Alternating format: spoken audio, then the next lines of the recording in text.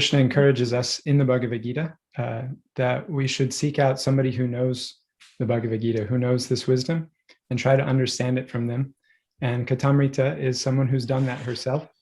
And the person who's up next to share something with us is that person who she chose to take shelter of, His Holiness Devamrita Maharaj. So I'll let her tell us a little bit about Maharaj before we then hear from him, his insights on this Bhagavad Gita. Thank you so much, David Madhava. So everybody, I just want to say that we're in for a treat. Devamrita Swami Maharaj is an educator, monk, and author. He's been traveling around the world for the last 40 years, sharing his wisdom. And he, in my opinion, is the ultimate in lifestyle engineering.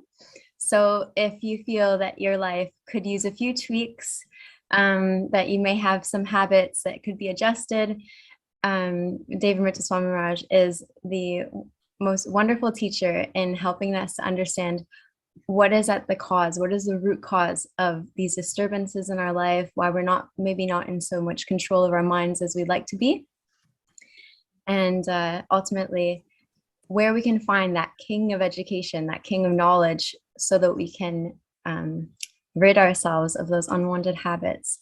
So without further ado, I'd like to welcome you all to hear from His Holiness Devamrita Swami Maharaj. Haribol.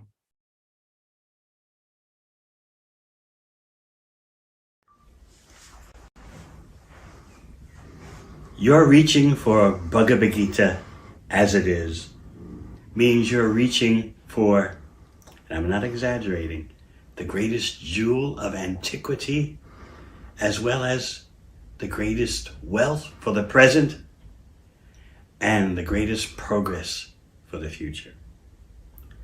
How could one book be all that? A book with a name that's hard to pronounce in English? A book that goes way back into human history, farther back than we can calculate if we take Bhagavad Gita's words as they are? Serious yogis and meditators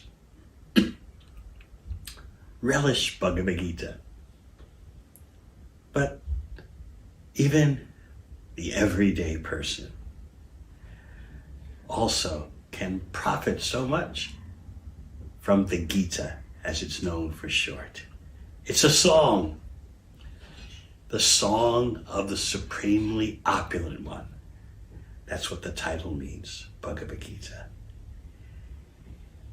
This song deals with failure, crisis, success, the supreme destination, the love supreme. In doing so, Bhagavad Gita touches upon all the problems and crises of human existence and reveals the greatest human potential. The book allows you to see yourself in clear light, and then you can proceed to act with the greatest intelligence.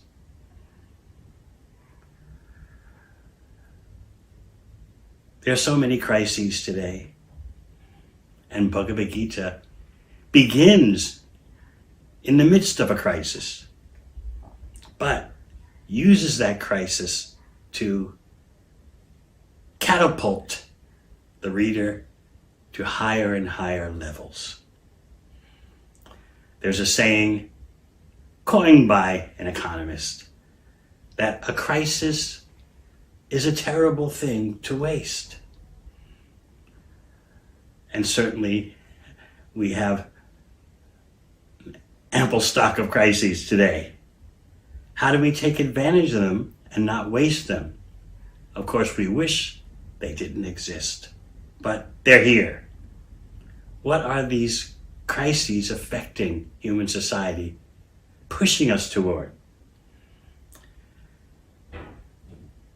Deep in the message of Bhagavad Gita is the understanding that when human beings fail to strive for real success, using their human body with its gift of advanced consciousness, failing to use that for achieving the ultimate goal of life, self-realization, enlightenment, then nature throws obstacles in the path of the human species because we're not using this human machine for what it's meant for. Consequently, nature, so to speak, punishes us.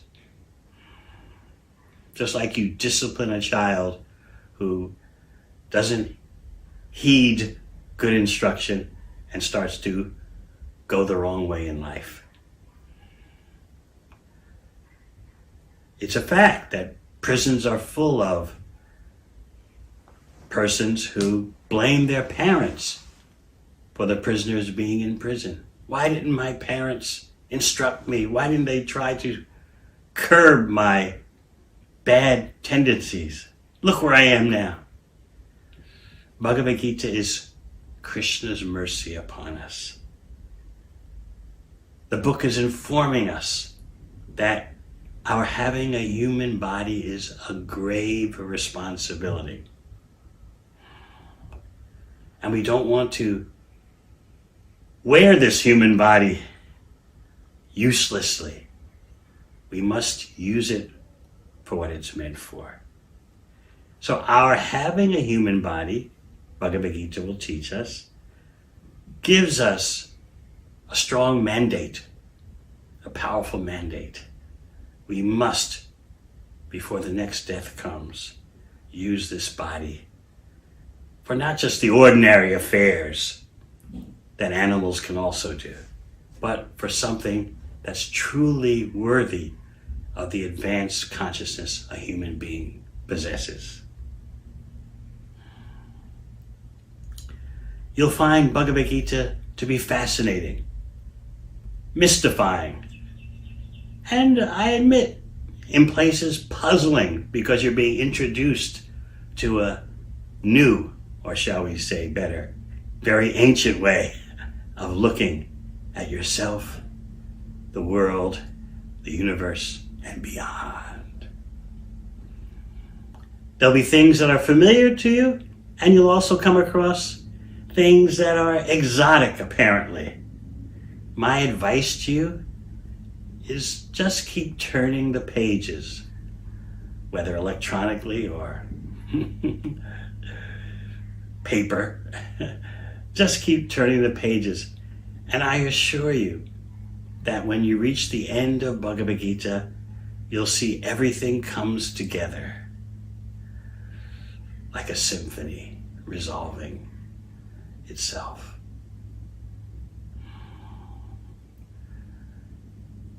Some items you'll read strike you to be from a distant culture, and you may wonder about them. But you'll be thrilled to understand the reason behind those items. So just keep reading and relish the information about how you're not the body and mind. That's the first step. Step number 2 is that besides your being a spiritual entity, there's a supreme spiritual entity. And step number 3, there's a relationship between you, the part of the Supreme, the part of Krishna, and Krishna. You'll become curious about Krishna. Who is this infinite, unlimited person? How can someone be unlimited and infinite and still a person? Bhagavad Gita indeed introduces you to Krishna, the greatest mystery in yoga and meditation. Krishna doesn't have to be mysterious. He's explaining himself in Bhagavad Gita. He's explaining how his energies work. And we are one of Krishna's energies, meant to reunite with Krishna, the unlimitedly attractive Krishna, in pure love. So I wish you all the best in your exciting journey through Bhagavad Gita At the end, you'll come out a markedly different person, a higher person, a more knowledgeable person. Thank you very much.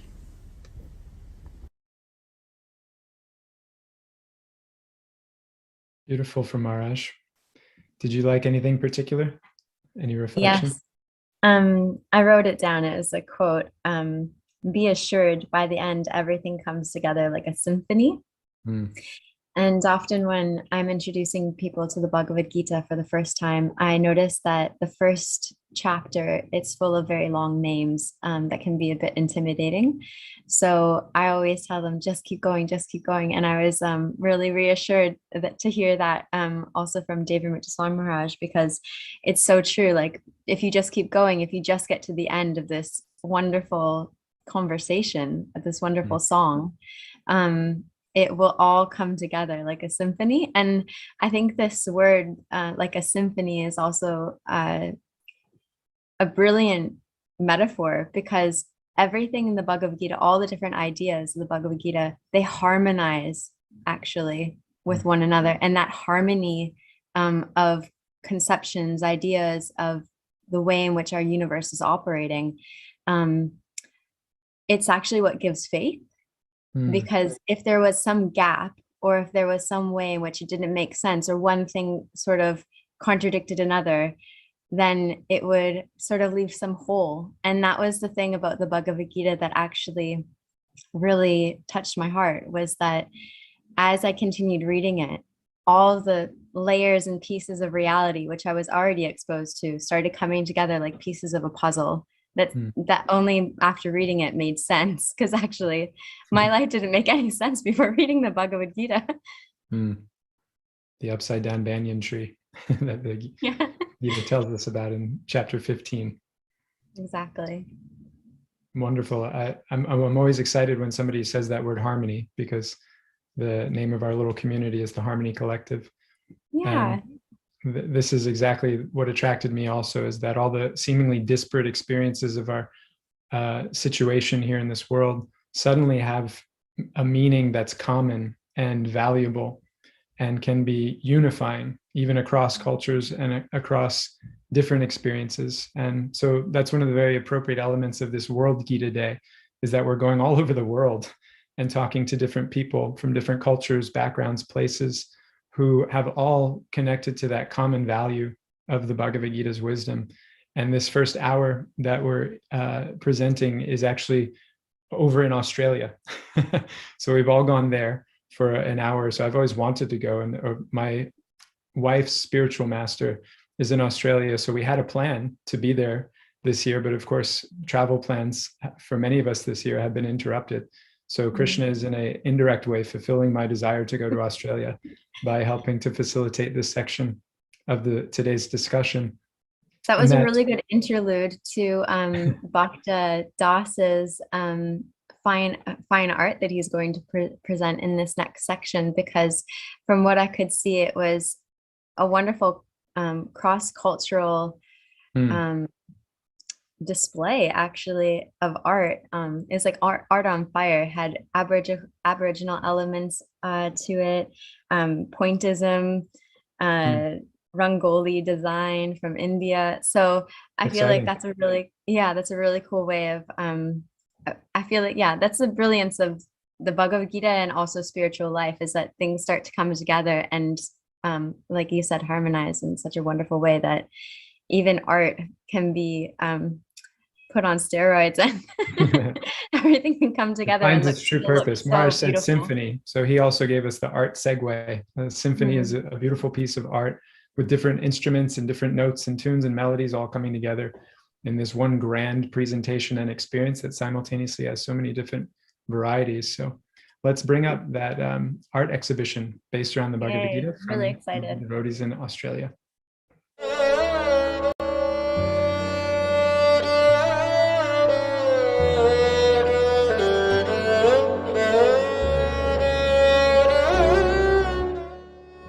Hare Krishna.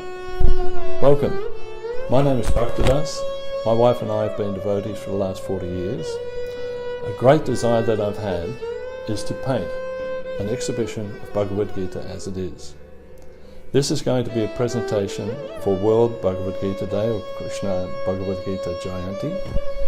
This painting consists of formally Srila Prabhupada, who's presenting this Bhagavad Gita to the world, coming in the disciplic succession from Lord Chaitanya, presenting Bhagavad Gita for the enlightenment of the individual soul. There are going to be 20 paintings all up, an introduction, and also a tribute at the end, and then in between there's the 18 chapters. The style that I'm painting in is spiritual expressionism, and I'm drawing on the artistic skills of both the indigenous culture here in Australia and also pointillism, which was a style of art that was created back at the turn of the century, 20th century, by artists such as Surat. The other style that I'm using is mandala paintings throughout the paintings, and thereby, by using these styles, it depicts a vibration. I want things to be vibratory, which is explained in the Gita that everything is temporary and vibrating, and is now backed up by quantum physics. So there are 20 paintings all up. This is Melbourne, Victoria, Australia's contribution to Gita Jayanti and the World Bhagavad Gita Day. I hope you enjoy it, and there'll be paintings coming up, and you'll see different paintings that I've done. I've done Chapter 1, Chapter 2, Chapter 3, working on Chapter 4, and over the years, you'll see, hopefully by 2025, we'll be finished. So welcome again. This is the first painting, Chapter 1. The title of this painting is called Doubt. So the doubt begins in Arjuna. Here we see Dhritarashtra, who's the king, the Kuru dynasty, and he's asking his sage, who had telepathic vision, what was happening in the battle of Kurukshetra. And so he could translate to the king what was happening. He was seeing all the different atrocities that were happening, degradation of womanhood, fighting, killing, so on and so forth, which caused complete anxiety for Arjuna. And so Arjuna approaches Krishna to find out the meaning. Why should he have to fight? On each painting, as you'll notice, there is a rangoli design around each one, and there are 4 of the main verses of each chapter stated around the painting. Accompanying each painting will be a more descriptive analysis of what I'm trying to present in this painting from that particular chapter. Each painting will have that. So that each colour of each painting will also be different. So in all, the 20 paintings will have different colours. So it'll be a colour festival to see this whole exhibition. The idea behind this is that for an everyday person to come to an exhibition which presents Bhagavad Gita, and they walk through the exhibition, and after walking through the exhibition, they have virtually read Bhagavad Gita.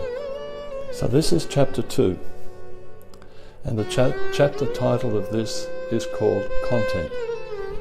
Now, as from the previous one, the blind king Dhritarashtra was instructing or getting instructions and vision from Sanjaya. And here we see now Krishna is instructing Arjuna about what life is about. So chapter 2 summarizes the basic thing of the content of Gita, that we're not these material bodies. We travel from boyhood to youth to old age and then back again. The ultimate goal of life, though, is to listen to the instructions of Krishna and Arjuna, just as these 2 spirit souls are listening. And when we listen and we understand, we become enlightened, and then the spiritual world opens up for us. But this is the sacred message that's being given in Bhagavad Gita for all of us. So chapter 2 is very important. It's very bright. We can see the living entities going through different stages of life, ultimately ending up at death and then rebirth again. So the instructions are there in chapter 2 for the whole Gita. And then we go into the different special sections of the next few chapters. So this is chapter 3, and chapter 3's title is Right Action. Again, it's a different colour and a different style, but again we have that dot painting that mandala sort of painting. We can see the mandala up here of the Om symbol. And again, it's that vibratory quality. A different color again, we have the different shlokas. Now, accompanying each painting at the exhibition will be a description that a person can sit and look at the painting and similarly read the description that I've written here. I'll just read a little bit from one of the descriptions. The coloured blocks in this painting represent the various occupations and activities all of us perform. These occupations are carried out in the mode of ignorance, depicted in the dark section of the painting, in the mode of passion, the grey section, and also in the mode of goodness, which is depicted in the white section. Lord Krishna explains that true renunciation does not entail mere abandonment of worldly duties, but to give up the mentality that one is a controller and an enjoyer of all deeds. Even though one may be enthused to follow such a progressive growth, still one may act improperly against one's good intelligence and intentions. Krishna then explains that the root cause of this phenomenon and the eternal enemy of the aspiring spiritualist is lust. The psychological force produced intense desire for an object or circumstance is basically selfishness. So the soul is rising from confusion and selfishness, fear, anger, so on and so forth, rising through the modes of material nature, ultimately contemplating and praying to the Supreme Lord, meditating on Him, and rising to Krishna consciousness. That's basically the instructions of right action in chapter 3. So now you're in the studio, and I'm working on the recent painting. This is chapter 4, and this is Gaining Knowledge. That's the title of this painting. And here we see it's the start, but here we see the living entity entangled in the material world, and finally coming to a point of questioning, why am I stuck in this material world? And so she's looking to a spiritual teacher, a mentor, who is directed by Srila Prabhupada, as we all are, to Krishna. So this is a continuing saga. And then recently I got inspiration for chapter 5, Right Path, and so it goes on. And there'll be 20 of these paintings.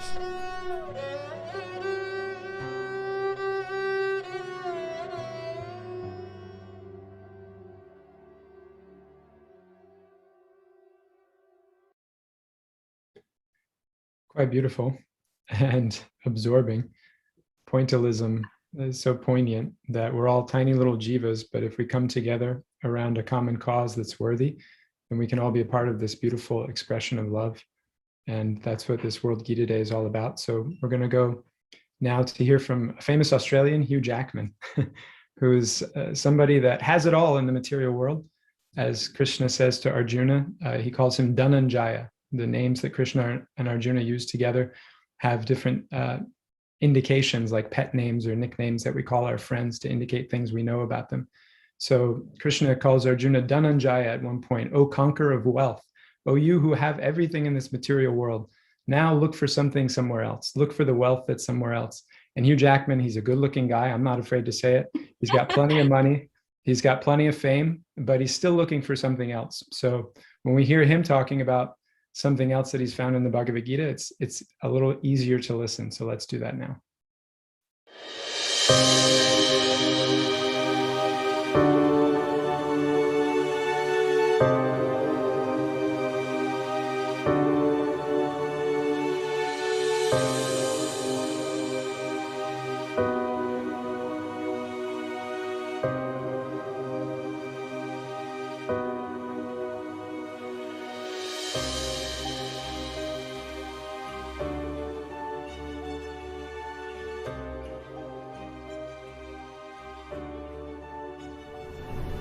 What happens when you die, Hugh, do you think? I've just been reading about it this morning. Oh, somebody knows? Somebody wrote a book about it? Yeah, it's called the Bhagavad Gita, and I was just reading it today. And I remember reading this thing, and it tells you what to do at that moment of death. And I remember thinking, oh man, this is like a fairy tale to me. I think death, you said at the beginning of this interview, you said, I'm going to ask you a very simple question. What is God?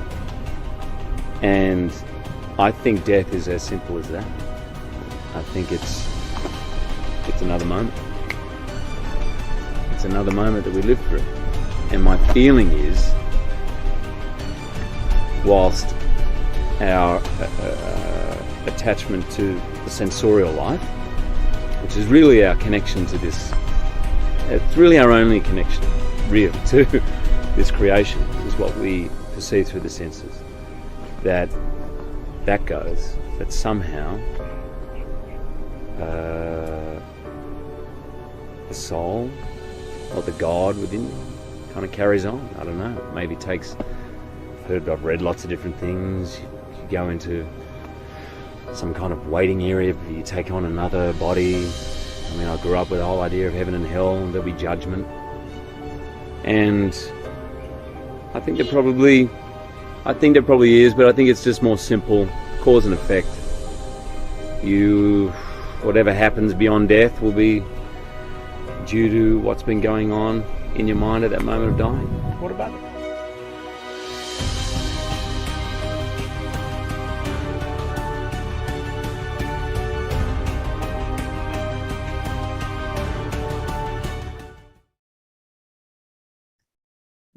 It's amazing realization to have that that the cumulative effects of our actions can lead us to where our next destination is.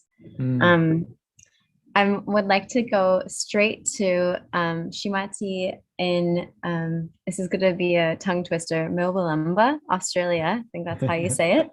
And she's going to speak about the connection between her upbringing in an Aboriginal culture in Australia and her newfound love of Bhagavad Gita and how she sees the connections between the two.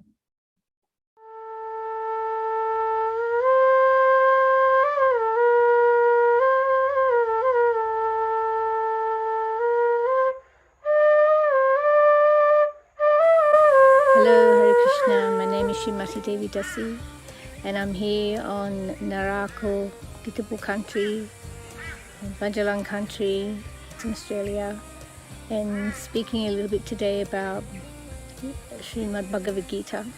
I am of Aboriginal descent, and I am descended from the Yagul, Wiradjuri and Gamilaroi people. One of the verses from Bhagavad Gita that I really find really nice to talk to people about from all different cultures is chapter 2, text 29. Some look on the soul as amazing, some describe him as amazing, and some hear of him as amazing, while others, even after hearing about him, cannot understand him at all.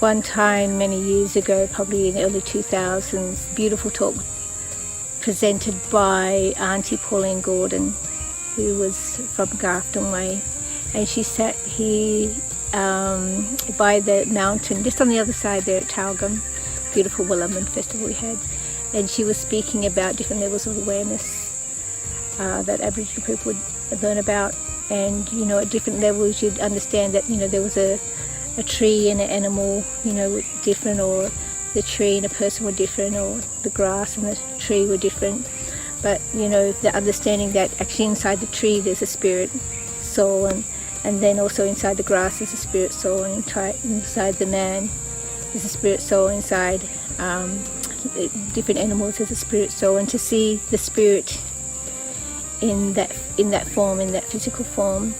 And it was presented by her that on that level there was that equality was there, that we're all equal at that soul level, and we're all equally a creation of the great creator. And I just love that at that soul level we're all equal, and we can all accept each other.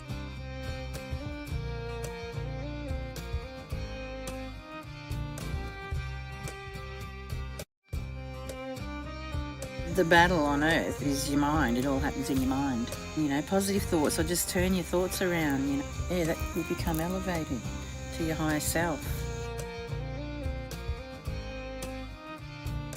It can be either. The story that feeds, that you feed in your mind, whether it's a good one or a not good one.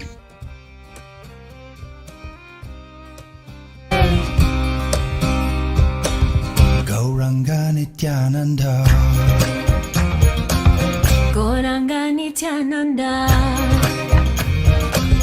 Nityananda Goranga.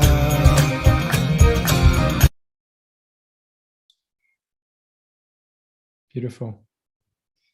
Yeah, truth is truth, no matter where the culture may find it. We're going to go now to a drama from Gopal's Glorious Gang, which is a group of about 80 young people in Brisbane, Australia, from ages 4 to 16.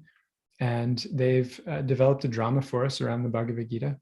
And it's always exciting to see children getting into spiritual life, because it's really that reminder that the soul is the soul. The soul is timeless. The soul is ageless. And when it comes in contact with the real thing, no matter how old or how young, the soul gets excited. So I'm excited to see the performance of these young folks in the drama.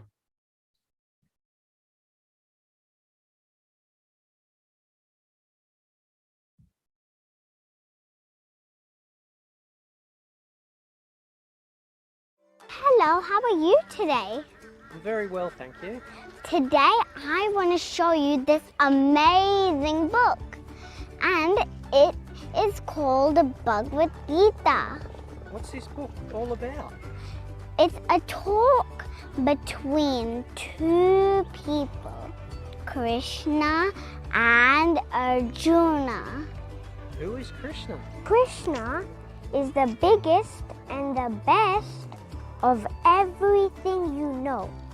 He is the sun of the light and the moon of the stars. He is the shark of the fishes, and he is the lion of the animals. And also he's the strength of the strong. Can you show me the book? Yes.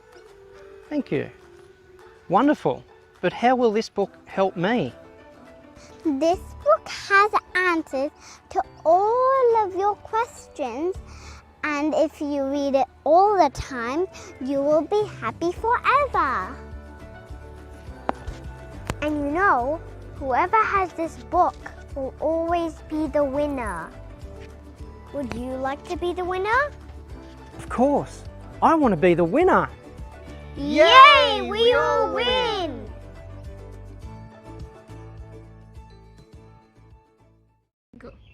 Hare Krishna. My name is Mrigank and I have one question for you. If everything that you work towards in your life suddenly ceased to exist, what would you do? Imagine that you're an Olympic sprinter and you've trained hard your entire life for this one big race, but at the very last minute you get injured and you figure out that you can't do that race anymore. How would you feel? Arjuna in the Bhagavad Gita was faced with a similar situation, and he says the following: Nahi prapashyami mamapanudyat yachokumucho shanam indriyanam avapya bhuma vasapatnam riddham rajyam suranam api chadhipatyam. Which means, I can find no means to drive away this grief, which is drying up my senses. I will not be able to dispel it even if I win a prosperous, unrivaled kingdom on earth, with sovereignty like the demigods in heaven. Arjuna was faced with a difficult situation, and he felt as if no matter which way he chose, the consequences would be negative. Sooner or later in our own lives, we'll be faced with such decisions. How would we react? How do we reorient ourselves in order to lead a fulfilling life? These questions are answered in the Bhagavad Gita.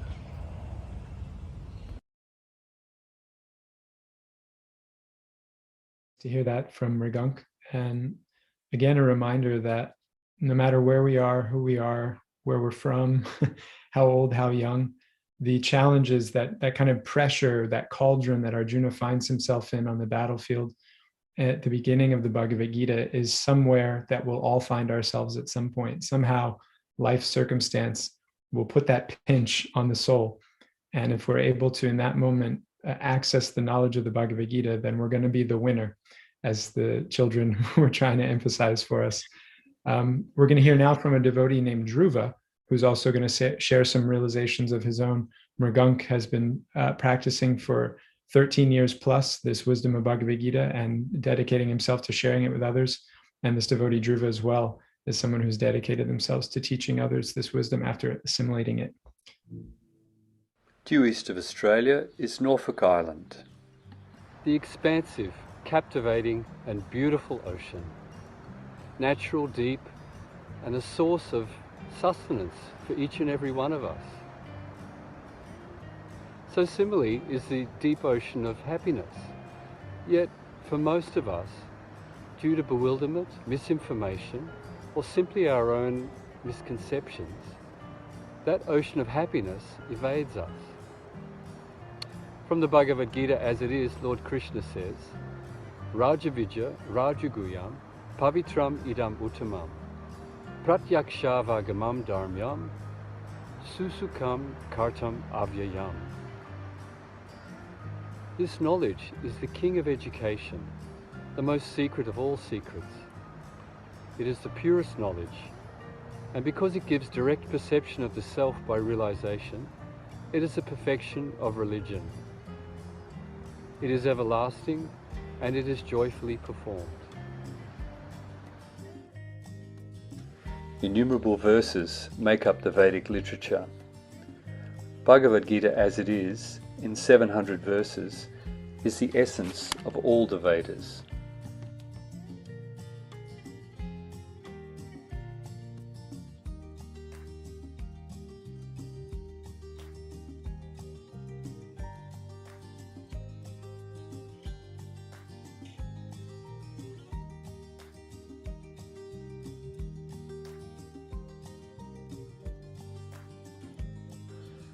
Here on Norfolk Island, I'm presenting the Bhagavad Gita as it is for the benefit of the community and society.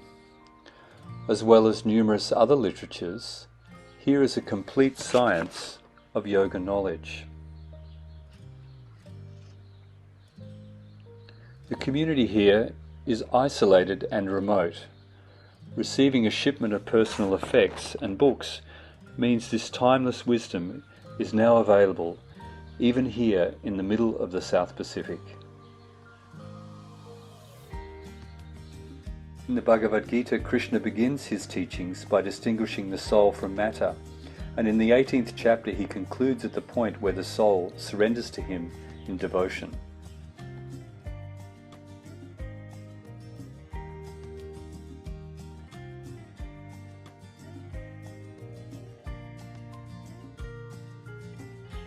The Vedas inform us that beyond this cosmic manifestation there are extensive planets in the spiritual sky. This material manifestation is regarded as only a small portion of the total creation. By reading Bhagavad Gita as it is, peace and prosperity will be the immediate worldwide result.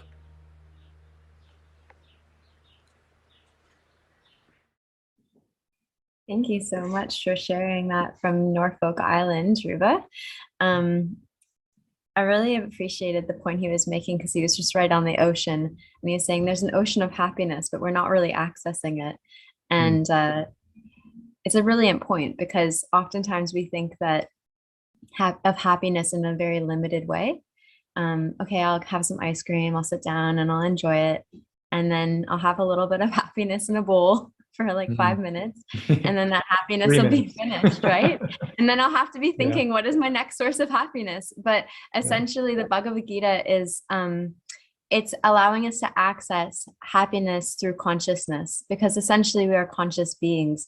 We're not actually material beings. So our material senses, they can only give us so much happiness through matter, like ice cream. However, if we can uncover our original consciousness, reconnect with the supreme consciousness, and then try to, connect with others in a harmonious way, then that's extremely gratifying to the soul. So this ocean of happiness is just on the other side of reading the Bhagavad Gita. So please read the Bhagavad Gita so you can have access to that ocean of happiness. Unlimited ice cream. Unlimited ice cream of happiness. We're moving next to a very special program right outside the Sydney Opera House. And if you're not familiar with Kirtan, it's musical meditation. It's a call and response format, and it's open to everyone. It's non-sectarian, and essentially what we're doing is we're tapping into transcendental sound vibration. which is compared to like a bath for the soul. So we all take showers in the morning, hopefully.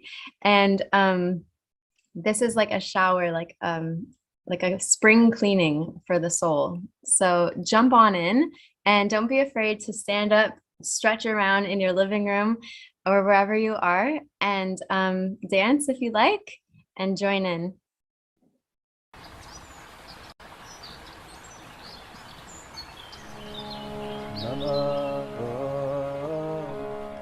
Vishnu Padaya Krishna Prishtaya Bhutale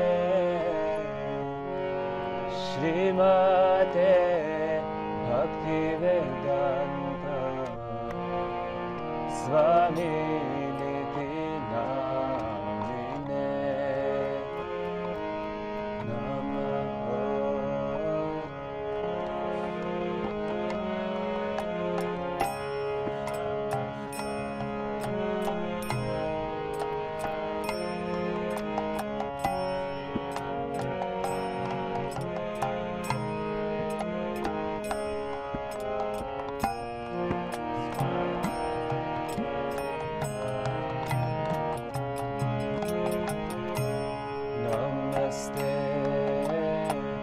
Saraswati Deve Gauravani Pracharine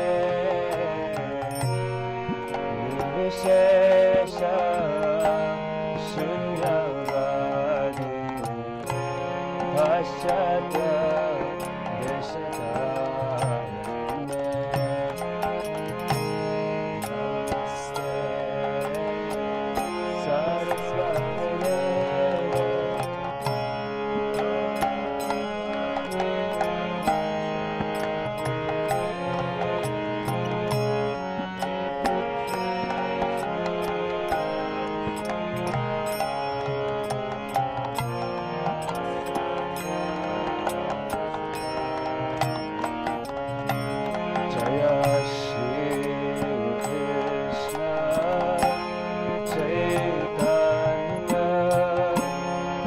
Prabhu Nityananda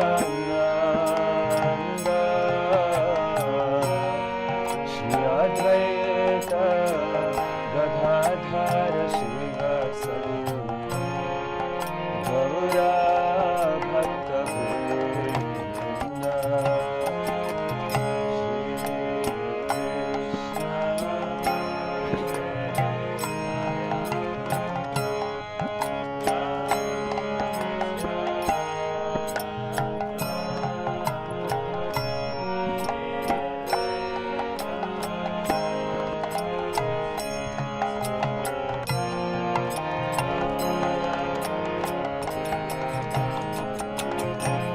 Hare Krishna, Krishna Krishna, Hare Hare, Hare Rama, Rama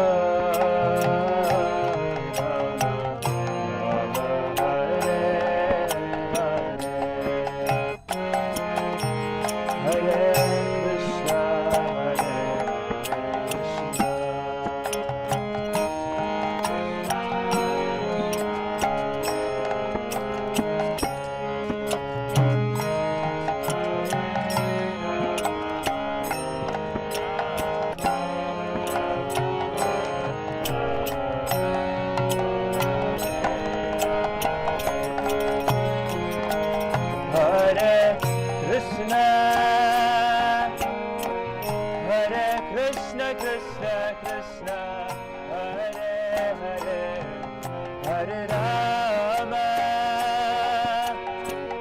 Hare Rama, Rama Rama, Hare Hare.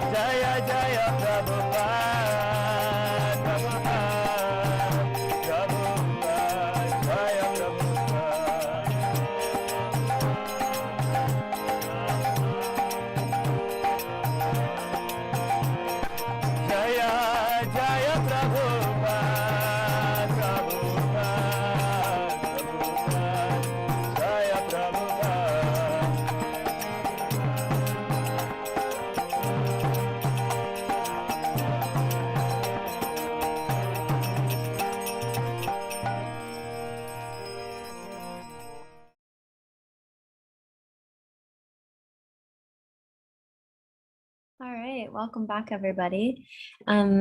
We have footage from a festival at New Govardhan Farm in Australia. It was called Shravanam Kirtanam. And please enjoy this wonderful footage from that festival and the beautiful scenic view of their temple and the happy devotees chanting.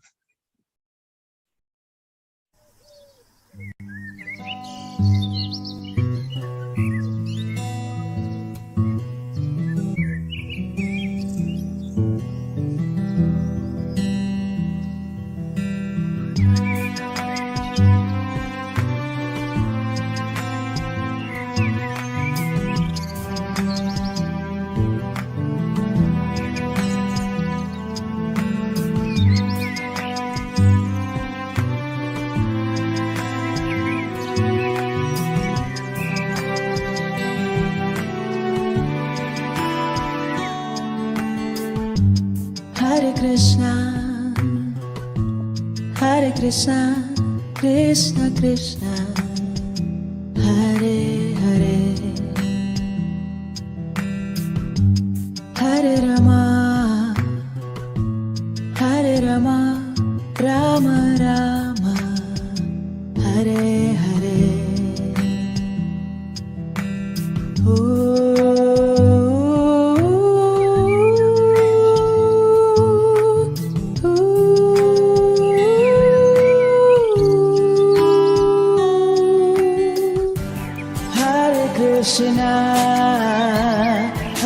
Krishna, Krishna Krishna, Hare Hare,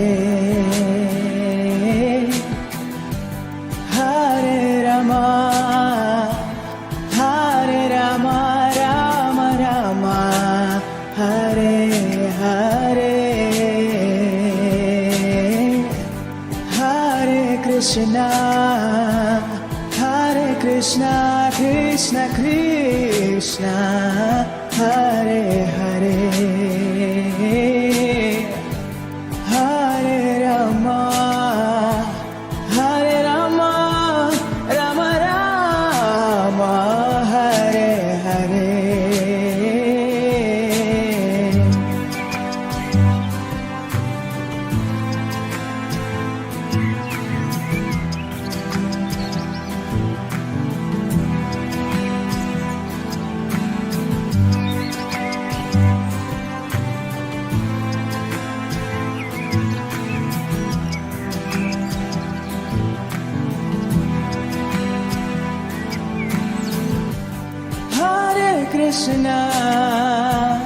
Hare Krishna, Krishna Krishna, Hare Hare, Hare Rama, Hare Rama,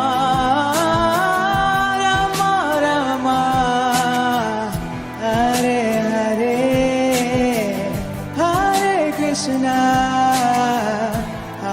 Krishna, Krishna Krishna, Hare Hare, Hare Rama, Hare Rama, Rama Rama, Hare Hare.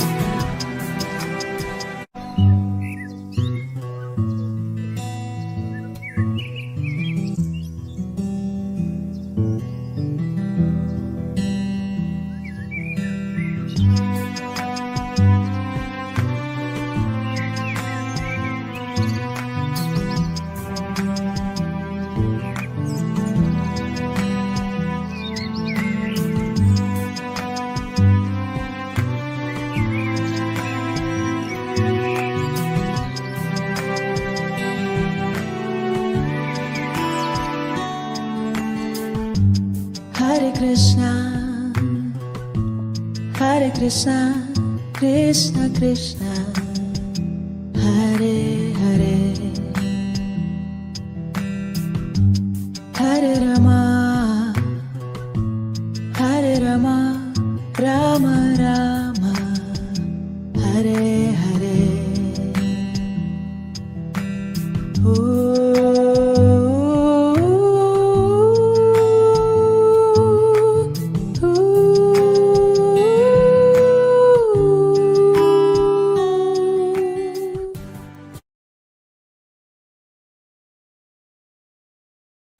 Very sweet. I was Some reminded people that- might be thinking, so how does that connect to the Bhagavad Gita? Maybe you can tell them, Deva Madhava. I wasn't really caring about that at that moment. I was just like, wow, they all look so happy. Exactly. Well, what I was thinking was, oftentimes when we think about spirituality, it's often about how we treat either other living entities or other people, how we treat the earth. And you could see so clearly in that footage, it's harmonized. People are treating the earth nicely. They're gardening. They've got animals that they're treating with care. There's fresh, clean water. Yeah. And I'm with you there, that I was thinking during the whole exposition, the beautiful filmmaker Ananta Vrindavan Prabhu, who put that all together, is really highlighting that it's a culture that we're bringing into our experience when we take in that wisdom of the Bhagavad Gita. It's a way to live life and treat, as you're pointing out, everyone, everything, our relationship to the earth, our relationship to each other, our relationship to ourselves, all becomes transformed when that truth comes into our being. thanks for sharing. Yeah, that's kind of what I was expecting. I was like, come on, go for it. I was like, wow, they all look so happy and they're all beautiful. It's true. Maybe I'm sitting here in dreary Michigan, so seeing beautiful sun-drenched shots of Australia's smiling faces is also a bit intoxicating. That was quite a beautiful kirtan as well. Do you know who was singing that kirtan? I don't, but I think we're going to see a Rath Yatra now, which is another really beautiful kind of presentation of culture. Amrita Gopi, we get from the chat, our back scene chat, devotee by the name of Amrita Gopi. So Amrita means nectar, stunning. Sweet. So very sweet voice, soulful. So now we're going to see some footage of a Rath Yatra, also put together, I believe, by Ananta Vrindavan. And that's a celebration, a festival that happens all over the world, just like this Gita Day. Srila A.C. Bhaktivedanta Swami Prabhupada, who gave us this translation of Bhagavad Gita as it is, also wanted people to really experience, immerse themselves in the culture of joy, of celebrating our relationship with God. And so this Rath Yatra is a festival where we literally pull a big cart. And the meditation is that we're pulling God back. You come back over here with me. I don't want to be a knucklehead anymore. I want to be your friend again. Now you come over here and be with us. And so as a whole village, it takes a community, it takes a network, it takes a planet, pulling God back into our heart. So that's the meditation of the celebration that we're about to watch some footage of.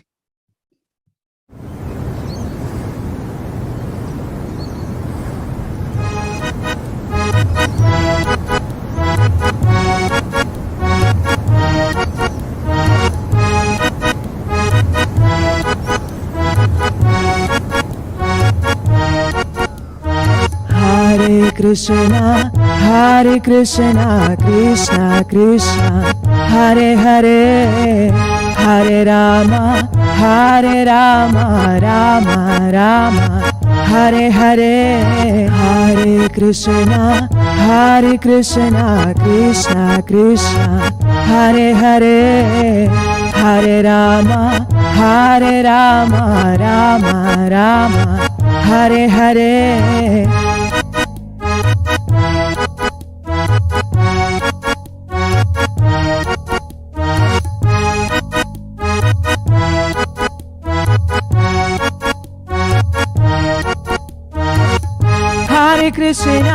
Hare Krishna, Krishna Krishna, Hare Hare, Hare Rama, Rama Rama, Hare Hare, Hare Krishna, Krishna Krishna, Hare Hare, Hare Rama, Rama Rama, Hare Hare.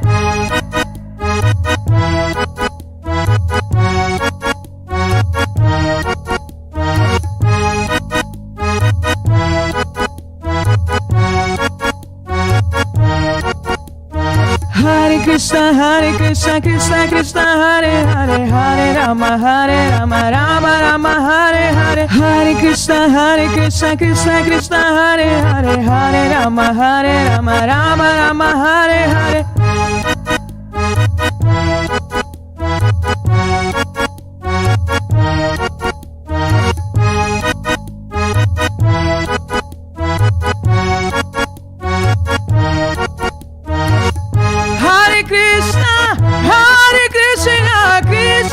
Krishna, Krishna Krishna,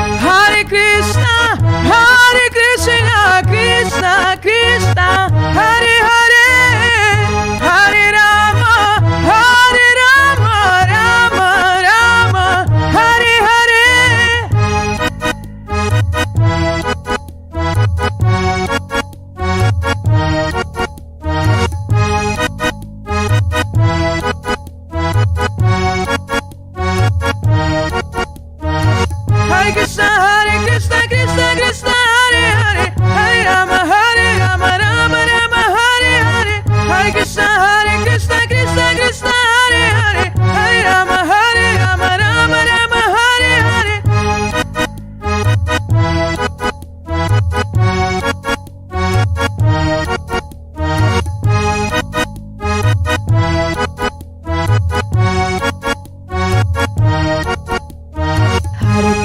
Hare Krishna, Krishna Krishna, Hare Hare, Hare Rama, Rama Hare Hare, Hare Krishna, Krishna Krishna, Hare Hare, Hare Rama, Rama Hare Hare, Hare Krishna, Krishna Krishna, Hare Hare, Hare Rama, Rama Hare Hare, Hare Krishna, Krishna Krishna, Hare Hare, Hare Rama, Rama Hare Hare.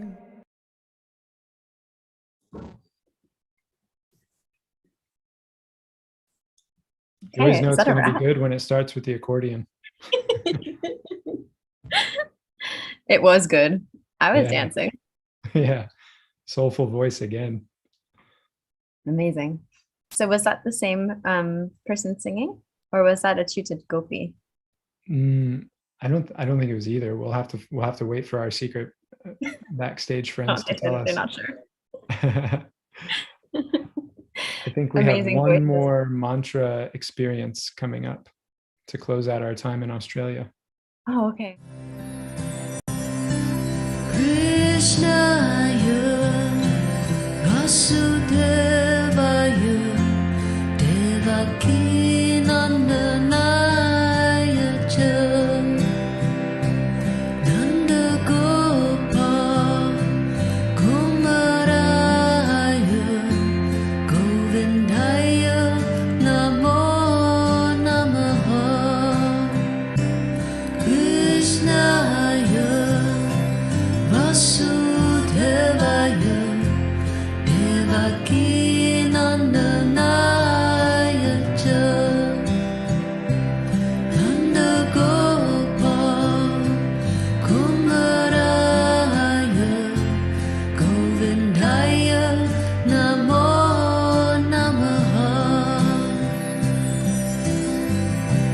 Krishnaya Vasudevaya Devaki Nandanaya Cha Nanda Gopal Kumaraya Govindaya Namo Namaha Krishnaya Vasudevaya